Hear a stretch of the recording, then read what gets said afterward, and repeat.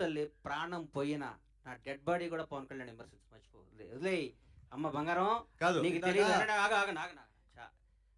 నేను చచ్చిపోయిన నా శవం కూడా పవన్ కళ్యాణ్గా నిలెత్తి చూపదు. That is my blood, that is my character. వినండి అమ్మా అన్న, నేను చెప్పాలి, అమ్మాయికి సమాధానం చెప్పాలి. నా ప్రాణం పోయినా నేను ఫస్ట్ అధికారంలో ఉన్నప్పుడు ఒక రకంగా, అధికారంలో లేనప్పుడు ఒక రకంగా పిచ్చి పిచ్చిగా మాట్లాడటం కానీ, నా మనసుకు నచ్చితే దేవుడైనా ఎదిరిస్తాను, నచ్చకపోతే నచ్చితే వాళ్ళు ఎవడైనా కాళ్ళు కొట్టుకుంటారు. నా క్యారెక్టర్ అది.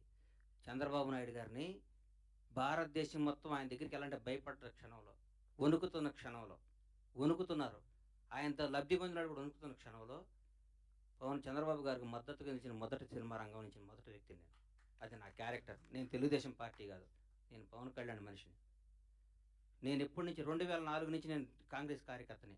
నాకు పవన్ కళ్యాణ్, నా తల్లిదండ్రుల తర్వాత నేను పవన్ కళ్యాణ్ ప్రేమించాలి. పవన్ పోతే నాకు బతికే కాదు.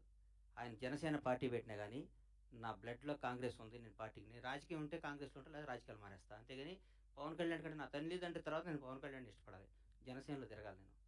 నేను ఏ రోజు ఒక్క రోజు కూడా నా కలలో కూడా బయట కాదు, కలలో కూడా పవన్ కళ్యాణ్ నేను విమర్శించను.